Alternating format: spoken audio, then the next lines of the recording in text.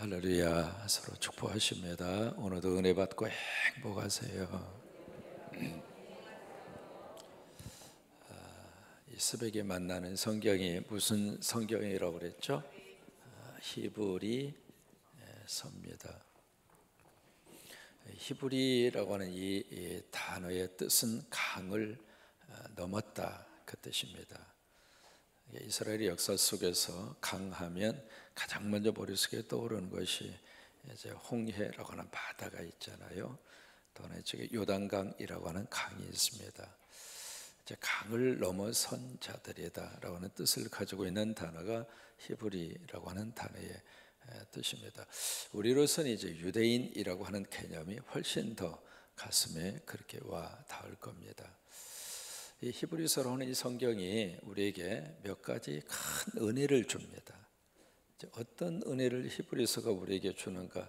첫째로 히브리서 우리가 읽으면 이 믿음에 대한 영성이 깊어집니다. 왜냐하면 히브리서 여러분 믿음장 기억하시죠? 히브리서 몇 장이죠? 11장입니다. 그 믿음장이라고 하는, 그러니까 성경 한 장을, 어느 주제를 가지고 그것을 집중적으로 다루고 있는 성경이 그렇게 많지 않거든요. 근데 히브리서 11장은 믿음이라고 하는 이 토픽을 가지고 쭉 믿음을 우리에게 가르쳐 주고 있습니다. 믿음에 대한 정의부터 시작을 해서 그 믿음으로 살았던 삶에 대한 흔적들을 우리에게 쭉 가르치고 있죠. 그래서 히브리서 11장을 읽으시면 믿음으로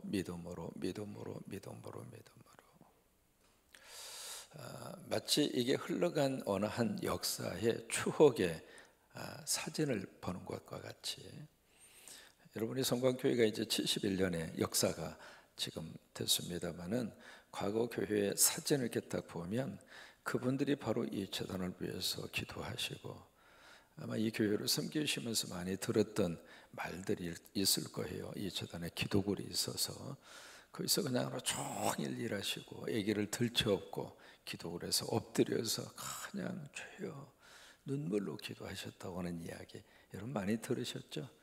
들어오는 입구에 등나무가 있어서 등나무 밑에서 오손소손 대화를 나누고 그런 이야기. 이제 그게 바로 뭐냐면 우리들의 입장으로서는 믿음의 흔적이죠. 믿음은요, 오늘날 갑자기 그냥 거기서 땅에서 솟아나는 것처럼 한순간 팍 하고 솟아나는 게 아니에요. 그러니까 교회의 역사를 통해서 그 교회를 섬겼던 믿음의 선배들의 믿음의 영성이 차곡차곡 쌓여져서 믿음 생활에 이어지는 거예요. 아멘도 안 하셔? 그러니까 나 한 사람의 믿음이 오늘날 갑자기 내 속에 생기는 게 아닌 거예요. 교회도 마찬가지인 거예요. 그래서 히브리서는 바로 그것을 우리에게 가르쳐 주고 있습니다. 두 번째로 히브리서가 우리에게 참 귀한 의미와 은혜를 주는 것은 이 구약과 신약을 연결시켜 줍니다. 히브리서 안에 구약에 대한 인용, 직접적인 인용이 39번입니다. 그 다음에 간접적으로 구약을 인용하는 것이 35번입니다. 그럼 두 개를 합치면 이 히브리서 전체 속에 구약에 대한 인용구가 몇 구절이냐면 74절입니다. 여러분 성경 안에 구약을 이렇게까지 많이 인용한 성경이 없어요. 그러니까 히브리서 읽으시면은 히브리서를 이해하기 위해서는 구약을 알아야 된다 그 말이죠. 그러니까 구약과 신약이 이렇게 만나는 성경이 히브리서입니다. 그런데 독특한 것은 히브리서는 이 구약을 인용할 때 그냥 갖다가 덧붙여서 인용하는 것이 아니라 구약의 그 말씀을 예수 그리스도의 복음의 시각으로 재해석을 합니다. 그래서 어제 여러분 살펴보신 대로 아들을 낳으리니 내 아들이라, 그 아들은 사실은 역사적으로는 솔로몬이거든요. 근데 이것을 예수 그리스도의 복음적인 시각으로 재해석을 해서 이 아들은 예수다, 그렇게 해석을 하잖아요. 그러니까 이 히브리서가 가지고 있는 독특한 그런 하나의 모습을 여기서 이제 볼 수 있습니다. 세 번째로 이 히브리서를 통해서 어떤 은혜를 받을 수 있는가? 우리가요, 예수 그리스도를 더 깊이 사랑하게 해주는 성경이 히브리서입니다. 처음에 말씀드린 대로 히브리서 전체 속에서 중요하게 핵심적인 단어 하나를 꼽으라면 하면은 더 좋은이라고 하는 단어예요. 더 좋은. 이게 히브리서 전체를 끌고 가는 핵심적인 단어입니다. 더 좋은, 더 좋은. 이것을 다른 번역에서는 더 위대한, 영어로 이제 superior이라고 하는 그 단어를 쓰는 성경도 있거든요. 그러니까 더 좋은이라고 하는 이 단어가 히브리서 전체로 쭉 끌고 가는 핵심적인 단어예요. 그러면 여기서 누구보다 더 좋은가 비교를 하는 거예요. 그래서 우리 1장에 보시면은 예수님이 누구보다 더 우월해요? 천사보다 우월하다. 천사보다. 그 다음에 쭉 이어져서 가면 예수님은 선지자들보다 우월하다. 그 선지자 가운데 대표적인 사람이 모세잖아요. 그러니까 모세보다 우월하다. 더 나아가서 이 예수 그리스도는 모든 것들보다 우월하시다. 그러니 그 예수를 믿은 너희들은 하나님의 복을 받은 자들이다. 근데 그 복의 자리에서 이제 돌아서려고 하느냐? 그 질문이에요. 어려움이 있고 박해가 있어도 돌아서지 말아라. 어떤 속에 있어서도 누구만 바라봐라? 주만 바라봐라. 이게 히브리서가 계속 그들에게 강조하고 또 강조하고 강조하고. 여러분, 세상은 과거나 지금이나 미래나 세상은 세상이에요. 우리는 이제 기대감을 가지고 삽니다. 이 세상이 좀 더 좋은 세상으로. 우리가 기대를 하고 살 수는 있습니다만은 세상이 우리에게 영원한 희망인가? 아니에요. 이제 그 속에서 우리가 신앙생활 하면서 이 세상 때문에 우리가 요동칠 때도 있고 세상 때문에 불안할 때도 있고 뭐 그것은 누구나 다 가지고 끌어안고 사는 것이잖아요. 근데 믿음의 가장 중요한 본질의 이것만은 하나님 나 부를 때까지 끝까지 붙들고 가라. 왜? 내가 믿는 예수가 어떤 분인지, 내가 믿는 이 예수가 어떤 복음의 메시지를 우리에게 주고 있는지. 그래서 이 히브리서를 우리가 읽으시면서 그래서 예수님을 이렇게 자꾸 그들이 가장 귀한 존재로 생각하는 그것과 비교를 하고 있는 거예요. 그러면 왜 천사하고 비교를 할까? 그 이유가 있습니다. 이 편지를 좀 누가 받아요? 유대인들이 받고 있는 거예요. 유대인들이 그때 가지고 있었던 천사 숭배 사상이라고 하는 것은 우리가 생각하는 것보다도 훨씬 더 높아요. 하나님과 같은 동급으로 생각을 한 거예요. 그렇게 천사를 숭배하고 그렇게 천사를 그들이 지켜 세운 거죠. 그러다 보니까 예수와 천사를 거의 같은 급으로, 그래서 예수를 섬기다가 천사 숭배 사상으로 넘어가는 이제 그런 유대인들이 있었기 때문에 이 천사와 예수 그리스도를 그렇게 비교하는 거예요. 만약에 우리 입장으로서는 내가 지금 하나님처럼 여기는 것이 뭔가, 그것과 예수 그리스도를 비교하는 거예요. 그것을 비교하면서 지금 천사와 같이 비교를 하는데 오늘 여기서 어제 말씀이 이어지게 되는데요. 자, 보실까요? 5절까지 어제 했고요. 6절에 보십니다. 6절에 같이 한번 읽습니다. 또 그가 맏아들을 이끌어 세상에 다시 들어오게 하실 때, 여기 맏아들이 누구일까요? 자, 보세요. 그러면 예수님이 맏아들이면 하나님께 무슨 아들이 또 있었나? 그 생각 안 들어요? 아니, 장남이 있으면 차남이 있고 그 다음에 둘째가 셋째가 있고 그 개념으로서의 맏아들처럼 느껴지게 되잖아요. 여기서 맏아들이라고 하는 것은 바로 로마서 8장 29절이에요. 거기 가서 보시면은 맏아들이라고 하는 단어가 한 번 더 나옵니다. 무슨 얘기냐면 모든 믿는 자들의 맏형이다 이 말이에요. 그런 의미에서 맏아들이라고 하는 단어를 쓴 거예요.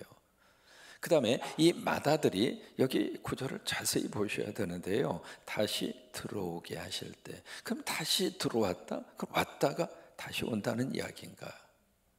여기서 다시 들어오게 하실 때라고 하는 것은 초림이에요. 예수님이 이 세상에 오신 것, 그것을 다시 들어오게 하실 때라고 히브리서에서 말씀을 하시는 거예요. 그러니까 여기에 예수님이 바로 모든 믿는 자들의 맏종이 돼서 이 땅에 오실 때, 우리로 말하면 성탄이죠. 초림이에요. 그때 하나님의 모든 천사들을 그에게 어떻게 하라고 말씀하셨어요? 천사들은 그를 어떻게 해라? 경배할지어다. 그래서 천군과 천사가 동원이 된 거예요. 그러니까 예수님과 이 천사의 가장 큰 차이가 바로 뭔가? 예수님은 경배 받으실 분이에요. 찬양을 통해서 우리가 경배하고, 기도도 누구 이름으로 기도해요? 천사의 이름으로 기도 안 하잖아요. 그러니까 예수 그리스도는 경배 받으실 분이에요. 천사는 어떤 존재인가? 그 주님을 경배할 자예요. 하늘과 땅 차이입니다. 하늘과 땅 사이에 이 차이를 가지고 있는데 어떻게 천사를 예수님과 같은 급으로 생각하고 천사 숭배 사상으로 되돌아서느냐? 이해가 되셨어요? 네, 오케이. 그러면서 7절 말씀으로 가서 보십니다. 천사들에 관해서 어떻게 이렇게 성경이 기록이 되어 있는가? 거기 보시면은 인용 성경 구절이 쭉 나오잖아요. 시편 104편 4절을 인용했다, 그렇게 표현하고 있죠. 천사들에 대해서 성경이 뭐라고 말씀을 기록했는가? 그는 그의 천사들을 바람으로. 그는 누구인가? 하나님이죠. 하나님께서 천사들을 어떻게 하나님이 쓰셨는가? 하나님의 바람으로. 이게 하나님의 어떤 뜻을 전달하는 매개체로, 지금으로 말하면 메신저로. 여러분들이 다 SNS 다 쓰시잖아요. 카톡을 쓰시든지 그런 도구로 그렇게 쓰임을 받은 존재가 누구인가? 천사라 그 말이에요. 그래서 하나님의 뜻을 천사를 통해서 하나님의 백성들에게 전달하는 거예요. 그래서 이제 그의 바람으로, 그 다음에 두 번째로 그의 사역자들을 무엇으로? 불꽃으로. 그러니까 바람과 불꽃으로 하나님께서 쓰신 존재가 누구인가? 천사라 그 말이에요. 천사. 그러면 천사는 철저하게 하나님의 어떤 존재인가? 심부름꾼이에요. 자, 하나님이 위대해요? 심부름꾼이 위대해요? 근데 왜 심부름꾼을 하나님처럼 대접하느냐 이 말이에요. 이해가 되셨어요? 그러니까 우리가 신앙생활 하면서 우리가 늘 이게 집중하고 주의를 하셔야 돼요. 내가 지금 소중한 거, 그래요. 소중해요. 소중하지만 그 존재가 하나님의 위치까지 올라가면 안 된다 이 말이에요.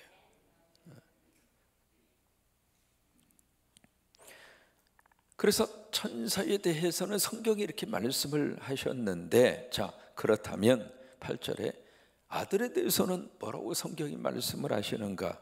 이 아들은 예수 그리스도라 그 말이에요. 자, 8절을 같이 한번 읽습니다. 아들에 관하여서는 그 다음에 하나님이여 해서 미음으로 쭉 가서 보시면 시편 40편 6절 이하의 말씀을 인용했다, 그렇게 표현하고 있잖아요. 하나님이여 주의 보좌는 영영하며, 주의 보좌는 영원하며. 주의 보좌가 어떤 보좌인가? 예수 그리스도의 보좌잖아요. 보좌라고 하는 그 단어는 왕이라고 하는 뜻이에요. 예수 그리스도가 왕이시다. 그러니까 주의 보좌, 왕이신 예수 그리스도는 어떻게 해요? 영영하다. 영영하다고 하는 말은 영어 단어를 써서 미안한데요, 뭐냐면 never end라고 하는 뜻입니다. end라고 하는 게 끝이잖아요. 근데 그 앞에 never라고 하는 말이 들어가면 절대로 끝이 아니다 그 말이에요. 그러니까 주의 보좌는 영영하다. 주의 보좌는 영원하다. 여러분, 예수 그리스도는 어제나 오늘이나 영원토록 동일하세요. 성경에서 역사하셨던 예수님이 오늘 내 삶 속에 역사하세요. 성경에서 치유하신 그 예수님이 오늘 우리를 치유하세요. 세상 끝날까지 항상 함께하리라. 그 말씀대로 주님이 나와 동행하세요. 오늘도 주님 손 붙잡고 사세요. 주님 손 의지하고 오늘도 어떤 일을 하시든지 주님을 의지하고, 그래서 우리가 믿으면 마음이 탐직한 거예요. 왜? 영원하시니까, 끝이 없는 분이니까. 바로 그것이 아들 예수 그리스도에 대한 성경의 말씀이지 않느냐. 너희가 알고 있는 구약 속에 이렇게 말씀하신 분이 바로 그분이다, 그 이야기예요. 주의 나라의 교회는 영원한 공평한 교회이다. 그러면서 이제 9절의 말씀으로 이어지거든요. 주께서 의를 사랑하시고 불법을 미워하셨으니 그러므로 하나님은 곧 주의 하나님이 즐거움의 기름을 주께 부었다. 이게 그리스도라고 하는 뜻이에요. 기름을 예수에게 부었다. 그래서 예수님의 이름이 예수 그리스도가 되는 거예요. 이제 그리스도라고 하는 그 단어의 뜻이 구약에서는 메시아라, 그런 거예요. 그래서 우리는 나를 구원하고 나를 살릴 살림꾼이 누구 있는가? 예수다. 죄에서 나를 살려주시고 나를 지옥에서 살려주시고 멸망의 자리에서 살려주시고 심판자의 그 하나님 앞에 딱 서게 되는데 그 자리에 서는 순간 나의 변호인으로 성령을 보내셔서, 그래서 성령이라고 하는 말이 그래서 보혜사가 되는 거예요. 그래서 나를 변론하여 천국으로 갈 수 있도록, 그러니까 주께 기름을 부으셨다 그 말이에요. 부으셔서 주님을, 아들 되시는 예수 그리스도를 동료들보다 뛰어나게 하셨다. 이 동료들이 누구인가? 천사들이에요. 하나님이 아들을 그렇게 높이셨다. 근데 그런 아들을 천사하고 비교해? 이 말이나 되느냐 이 말이에요. 내가 믿고 있는 복음과 예수 그리스도를 땅의 것으로 비교해?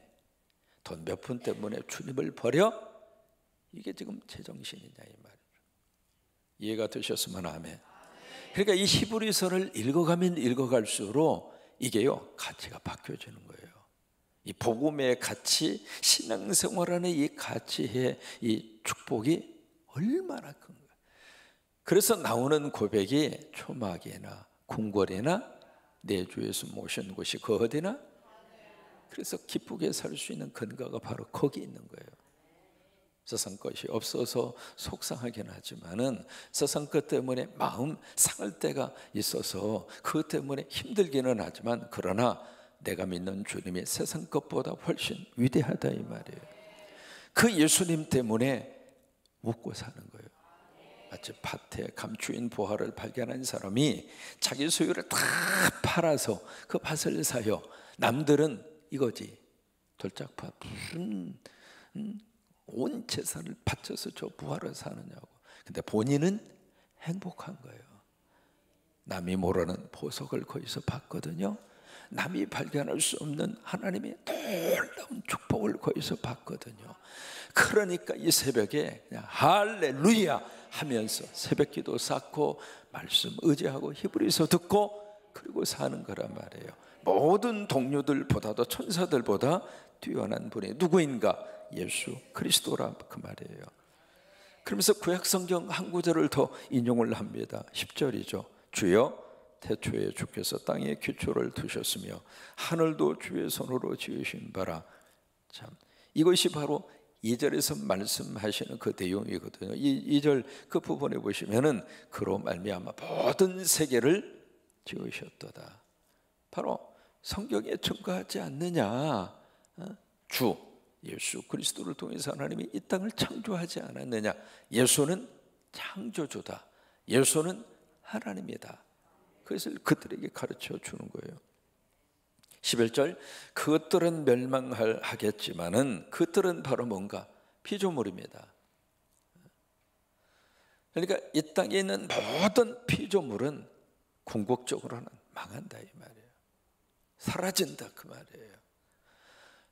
그러니까 땅에 있는 것은 다 멸망하지만 땅에 있는 것은 언젠가는 눈앞에서 사라지게 되지만, 여러분 그렇잖아요. 아무리 튼튼하게 전 건물이라 할지라도 세월이 지나면 건물은 다 부식되게 돼 있어요. 벌써 이 교회당이 지어진 지가 20년이 넘었잖아요. 여기저기 손볼 데가 한두 군데가 아니에요. 이거 손보면 저거 손보고 저거 손보면 이거 손보고. 이게 한번 지었으면 영원히 써먹어야지. 그게 아니잖아요. 모든 것은 다 사용 기간이 있습니다. 영원히 쓸 수 있는 것은 아무것도 없어요. 핸드폰 사시면 영원히 쓰는 게 아니잖아요. 이 어느 정도 이렇게 가면 물론 이제 핸드폰 만든 회사에서 이것을 다 새로운 것으로 바꾸려고 기계적인 저기도 있습니다만은 아무튼 영원히 쓸 수 있는 것은 아무도 없어요. 저는요 시력이 2.0이었어요. 나는 이 시력이 영원히 갈 줄 알았어요. 그래서 안경 쓰신 분들 제가 이해를 못했어요. 얼마나 텔레비를 많이 봤으면 안경을 저렇게 했을까. 영원한 거 없어요. 그러니까 피조물은 멸망할 것이지만 그러나 오직 주는 영존할 것이며, 여기서 영존이라고 하는 단어가 한 번 더 나오잖아요. 그 앞에서 바로 영영이라고 하는 단어가 나오잖아요. 영영 그 다음에 영존, 같은 의미를 가지고 쓰고 있는 거예요. 그래서 오직 주는 영존할 것이며 예수님만 영원하다 그 말이에요. 예수님은 이 땅에서도 예수님이고 우리 천국 가서도 예수님이고, 그러니까 예수님만이 영원하다고 하는 거예요. 사람은 영원한 존재가 절대로 아닙니다. 영원한 관계 없습니다. 영원히 내 곁에 있어줄 존재 아무도 없습니다. 오직 인생을 살면서 내 곁에 영원히 계셔 주실 분은 주님밖에 없어요. 그래서 나이 들어가고 세월이 지나가면서 이게 어쩔 수 없이 보내야 되고 가야 되고 결국 혼자잖아요. 이 세상에 혼자 오셨잖아요. 손잡고 오셨어요? 힘드니까 같이 가자고. 그래가지고 손 꼭 붙잡고 나온 분 있으면 한번 일어나 보세요. 혼자 왔죠? 혼자 가요. 그러기에 세월이 지나면 지날수록 주님 손 잡아야 돼요. 영존하실 그분은 예수 그리스도밖에 없어요. 그래야 외로움 속에서도 외로움이 내 속에 싸늘한 시베리아 바람처럼 들어오지 않도록 나를 다 보호해 줄 수 있는 보호막이 예수님이 나와 함께 하시는구나. 그거 있어야 보내놓고 혼자서도 살아낼 수 있는 거예요. 영존하실 분은 예수 그리스도밖에 없어요. 그러면서 21절 말씀에 그것들은 다 옷과 같이 낡아지겠지만, 그것들은 바로 뭔가 피조물입니다. 이 피조물은 옷과 같이 낡아지겠지만, 여러분 옷은 한 번 맞추거나 한 번 사면 그 옷을 계속 입을 수 있는 게 아닙니다. 참 희한해요. 여러분 넥타이가 이게 폭이 넓어졌다 줄었다 그래요. 똑같이 목에다 매는 건데 이게 넓어졌으면 뭐하고 좁아졌으면 뭐해요? 근데 이게 넥타이 넓은 거 있거든요. 지금 넥타이 넓은 게 차고 나오면 아이고 목사님 무슨 수건을 갖다가 목에다 둘러맸어요? 그 생각을 할 거라고요. 왜? 유행이 지난 거예요. 권사님 한 분이 전도사 시절에 독일을 갔다 오셔가지고 권사님이 이제 넥타이를 하나 사가지고 오셨어요. 그래가지고 이거 매라고. 그래서 이렇게 딱 보니까 그 당시 굉장히 오래전 이야기입니다. 독일에서 쓰는 이 넥타이는 무슨 혁대 같았어요. 제가 느끼기에 하도 좁아가지고. 이 세상의 모든 것은 다 바꿔져요. 낡아진다 그 말이에요. 낡아지겠지만은 그래서 의복처럼 갈아입을 것이요 그것들은 옷과 같이 변할 것이나, 그게 세상이에요. 행주산성 아마 가보신 분들이 많을 거예요. 거기 가시면 뭐가 있느냐면 그 꼭대기에 행주대첩비라고 하는 게 있어요. 그 유명한 그 행주산성, 행주 그 산성에 그것을 이제 거기서 이루어졌던 그것을 쭉 비석에다가 글을 써놓은 그 행주대첩비라고 하는 비석이 있는데, 그 비석을 누가 썼느냐면 저는 안 썼어요. 그 비석 비문을 누가 썼느냐면 주사 김정희가 썼어요. 썼는데 그 이제 설명서가 있으니까 주사 김정희 씨가 이걸 써서 신기하잖아요. 여러분 주사 김정희 하면 그 조선시대 최고의 명필가 아닙니까? 그러니까 그 글씨를 직접 볼 수 있으니까 세상에 눈을 크게 뜨고 보니까 이 비석이 글씨가 하나도 안 보여. 아무것도 안 보여. 이게 도대체 뭐 어디다 썼다는 거야? 이렇게 옆에 보니까 탁본을 해놓은 거예요. 옛날에 탁본 해놓은 것을 옆에다가 다 붙여놓아서 이렇게 썼나 보다.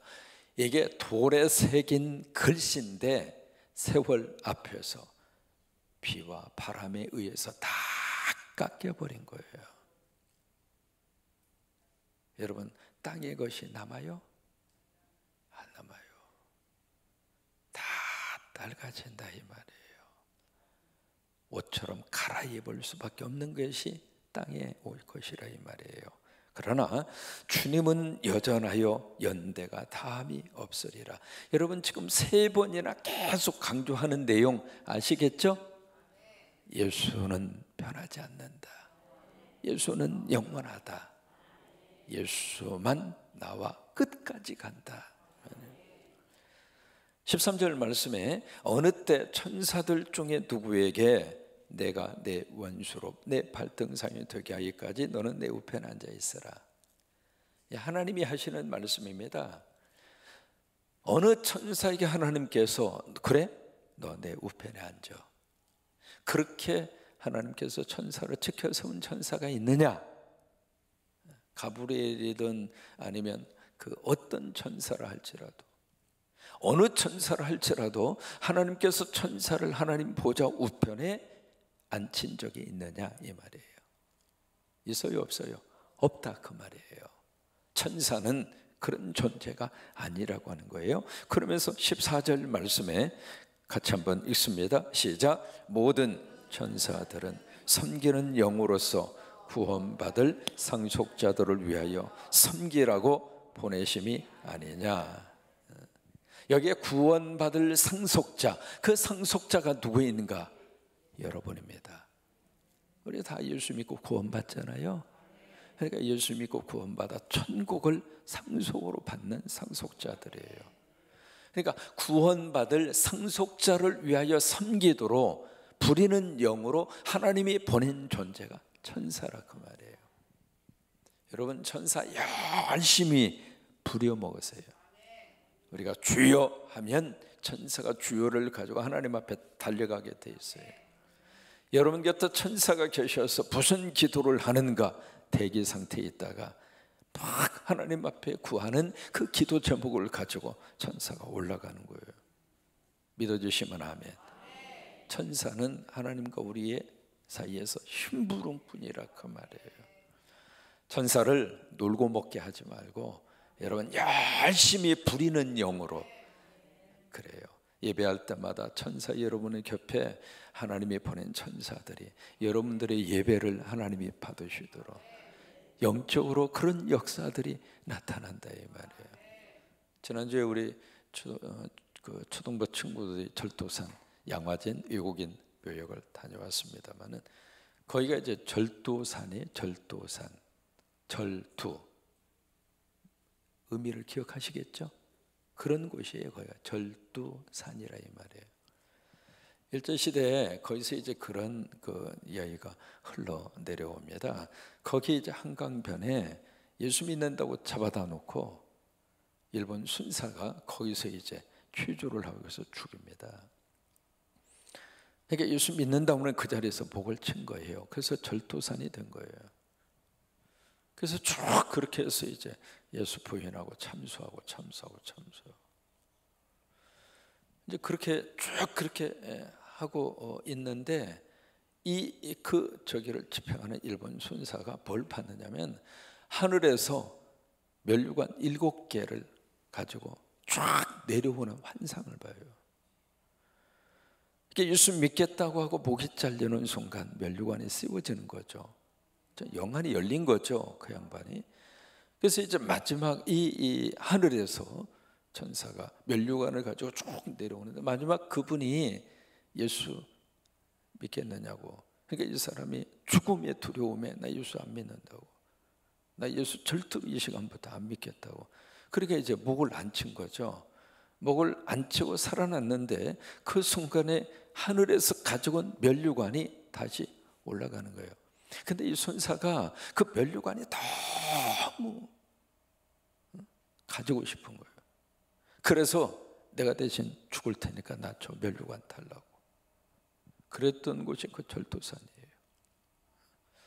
천사는 지금도 하나님의 뜻을, 하나님의 메시지를 우리에게 전해주기 위해서 하나님이 여러분들을 섬기도록 보냄받은 심부름꾼이 천사입니다. 이래도 천사를 숭배하겠는가? 그 말이에요. 이래도 예수를 버리고 천사 숭배 사상으로 돌아가겠는가? 이래도 복음의 그 가장 귀한 복음을 거부하고 세상으로 가겠는가? 그 말이에요. 여러분, 어떤 일이 있어도 우리는 예수와 복음을 붙잡고 그렇게 하루하루를 살아갈 수 있게 되기를 주의 이름으로 축원합니다.